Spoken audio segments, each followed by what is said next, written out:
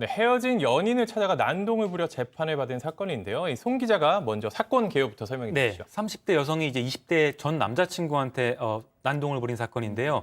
이 둘의 관계는 좀 이따 설명해 드리겠지만 매우 복잡한 관계였습니다. 이 사건 당시에는 헤어진 전 남자친구였었는데요. 일단 이 둘은 2019년 3월부터 교제를 시작했고요. 몇 달 후인 7월경 헤어지게 됩니다. 잠시 헤어졌던 이 기간에 첫 번째 범행이 시작되는데요.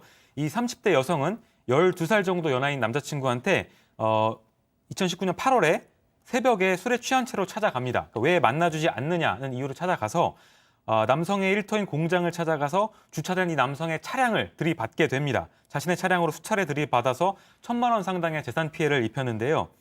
그 뒤에 멈추지 않고 공장 외벽을 뚫고 들어가서 안에 있던 직원까지 치워서 무릎을 다치게 했고요. 또 공장도 파손이 돼서 당시에 1,000만 원 상당의 재산 피해도 났었습니다. 두 번째 사건은 2019년 8월에 일어나는데요.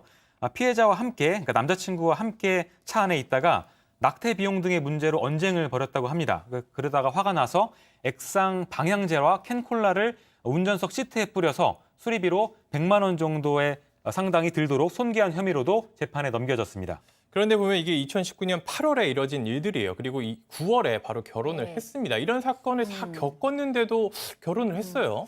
그러게요. 참 이렇게 그러니까 뭔가 이 감정의 소용돌이를 겪으면서 그것이 사랑이라고 생각을 하고 우리는 떨어지면 안 돼. 죽음보다 더한 사랑이야. 뭐 이런 식으로 좀 잘못 생각하시고 결혼하시는 분들도 상당히 많아요. 이제 그렇지 않을까라는 생각이 들면서 이분 좀 심각하네요. 왜냐하면 너무 좀 폭력적이네요. 왜냐하면 결혼을 9월 30일 날 일경에 했는데 이 남편이죠, 이제. 남편의 나이가 12살 정도 어리잖아요. 그래서 너무 막대하는 것 같아요. 왜냐하면 이 부인이 이렇게 얘기했다는 거예요. 남편에게 전화를 해서 나 지금 친구가 집에 와 있으니까 늦게 와. 이렇게 얘기를 했대요. 근데 남편이 일이 끝나고 그냥 일찍 집에 온 거예요. 근데 그때 이제 그냥 화를 내는 정도가 아니고 칼갈이 무겁죠. 그다음에 이제 핸드폰 쇠로 만들어준 핸드폰 거치대, 유리병, 사기 그릇 이런 거를 얼굴에다가 막 던진 겁니다. 그래서 얼굴하고 안면 부위를 수해 폭행을 했고요. 이런 걸로 이제 치료를 남편이 받아야 했다고 합니다. 이 승희 의원님께서 이 이야기를 들으면서 소장 이야기를 들으면서 씩 웃고 계셨어요. 이게 단순한 사랑 싸움이 아닌 것 같은데 이거 대체 어떻게 해석을 해야 되는 겁니까? 제가 해석이 안 돼서 진짜 웃음밖에 나오지 않았는데 지금 사실상 일련의 폭행이 존재를 하는 거잖아요. 제일 처음에 왜 만나주지 않느냐라고 이야기를 해서 자동차의 사건이 한 번 있었고 그다음에 지금 사진 나오는 게 저기 돌진을 해서 저렇게 된 저렇게 사진입니다. 되는 거죠. 그리고 그 다음에 다시 시트에 그 자동차 이제 시트에 이제 그 캔콜라를 뿌려가지고 여러 가지 손괴를 일으키고 그리고 결혼하고 난 다음에 친구들하고 있다. 그러니까 집에 좀 늦게 들어와라. 그 말을 듣지 아니하였다고 하는 이런 폭행을 보면 제가 봤을 때 약간 그러니까 남성에 대한 집착은 분명히 존재를 하는 것 같아요. 그래서 지금 이 상황에서 이 피해 여성을 단순히 사회적인 격리인 어떤 형사처벌이 부과되는 것은 필요하겠지만 가장 중요한 건 이 피해 여성에 대한 아까 우리 저 댓글에도 나왔다시피 좀 치료가 필요한 부분은 분명히 있지 않을까 그렇게 생각합니다. 이 김종혜님께서는 이 죽을까봐 결혼한 거 아니냐 이런 이야기도 하셨는데 그래서 법원 판단은 어떻게 네, 됐습니까? 무서워요. 저희 아내가 이렇다면 뭐 못 살 것 같은데. 폭력이 상당히 반복되죠. 폭력에 대해서 어떤 이유로 정당화될 수가 없고요. 폭력에는 이유가 없는 겁니다. 재판부도 마찬가지입니다. 죄질이 상당히 불량하고 위험하고 또 피해자들에 대한 피해들이 그러니까 합의가 안 됐던 걸로 보입니다. 다만 남편은 무섭잖아요. 또 합의를 좀 해준 것 같아요. 그게 반영이 됐기 때문에 집행유예가 된 겁니다. 징역 1년 6월에 집행유예 2년이 되는데 글쎄요, 뭐 재판부에서 이게 정확한 합의였는지는 좀 확인을 좀 해봤어야 되는 거 아니냐.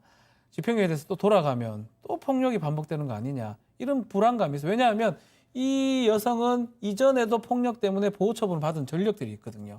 폭력이 지금 일상화되어 있고 뭐 분노 조절을 할 수 없는 그런 부분이 있기 때문에 뭐 이번 집행유예 하면서 재판부에서 상당히 좀 경고를 좀 했었으면 모르겠지만 또 범죄가 반복될 가능성을 배제할 수는 없다라고 말씀드릴 수밖에 없습니다.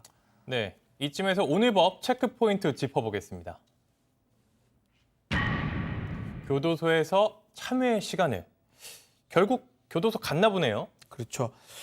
이 교도소를 가게 됩니다. 그래서 항소심에서는 2년이 경과돼서 피해 회복을 돼야 되는데 그 피해 회복 자체가 안 되면서 재판을 받았고요. 그래서 징역 10개월에 또 법정 구속이 되어버렸습니다.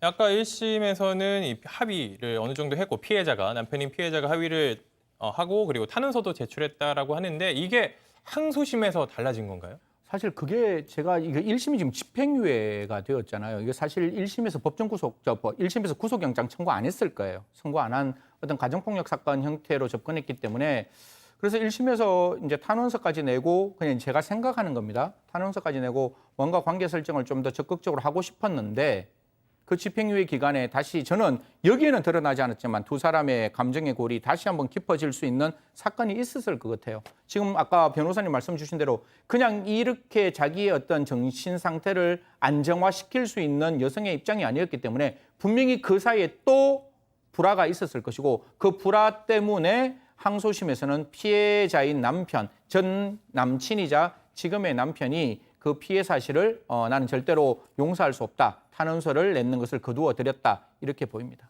근데 소장님, 전 궁금한 게 이런 폭력적인 상황이 처음부터 그렇게 심하진 않았을 거란 말이에요. 조금 뭐 툭툭 건드려 보니까 반응이 뭐 나쁘지 않고 또 그래도 조금 더 세게 때려보고 그다음에 그 이어서 이제 범죄까지 이어지는 것 같은데 이런 경우에는 어떻게 해야 되는 건가요? 네, 그러니까 이제 많은 분들이 마치 폭력은 남자가 여자한테만 쓸 수 있다라고 생각을 하기 쉽죠. 그런데 사실은 여성이 남성을 폭행하는 경우도 상당히 많거든요. 그러니까 이것이 이제 그 어떤 정말 위력에 의한 폭행일 수도 있지만 사실 굉장히 심리적으로 그 남성을 조정한다거나 이미 심리적으로 이렇게 완전히 사로잡았다고 해야 되나요? 그렇게 권력을 취하는 경우도 있기 때문에 내가 이 사람을 이기고 있다라는 판단이 들었을 때 이런 행동으로 일어나서 이 경우에는 안타깝게도 남성이 맨 처음에 폭력은 절대 되지 않는다라고 선을 딱 걷어야 되는데 이것이 사랑이고 여자고 난 남자니까 창피하다 이런 생각으로 잘못하다 보니까 이렇게 좀 더 확대된 면도 있을 것 같습니다. 이 박 변호사님 네. 같은 경우에는 이런 비슷한 이런 약간 가정폭력이나 그렇죠. 여성이 남성의 폭력을 가한 범죄를 가한 이런 사건도 이제 맡아보신 적이 있어요? 많죠. 사실 이런 사건 중에 이렇게 가려지는 게 있어요. 1심에서 지금 집행유예가 된 게 어쩌면 좀 잘못된 거라고 보도 무방합니다. 왜냐하면 폭력이 일상화되어 있기 때문에 뭐 이게 학습된 무기력이라고 우리 나중에 표현하실 건데 계속 맞으니까 당연히 합의를 해주고 그 합의서에 기인해서 재판부에서 별 문제 없구나라고 판단하는데 또다시 폭력이 반복이 되는 거거든요. 뭐 그러다 보니까 2심에 와서는 그 합의가 안 됐던 부분이 반영이 돼가지고 실형이 떨어지긴 했는데 이런 사건은 사실은 초장에 이렇게 하지 않으면 계속적으로 반복되는 양상이 있습니다.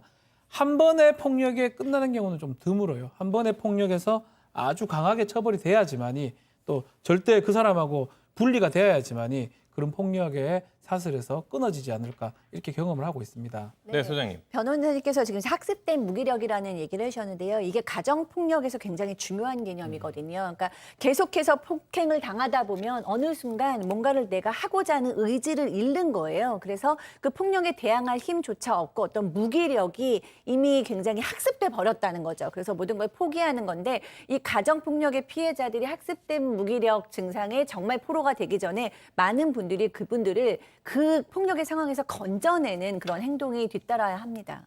네, 소장님께서 건져내는 행동이 중요하다고 강조를 하셨습니다. 이 첫 번째 법 이렇게 마무리하고요.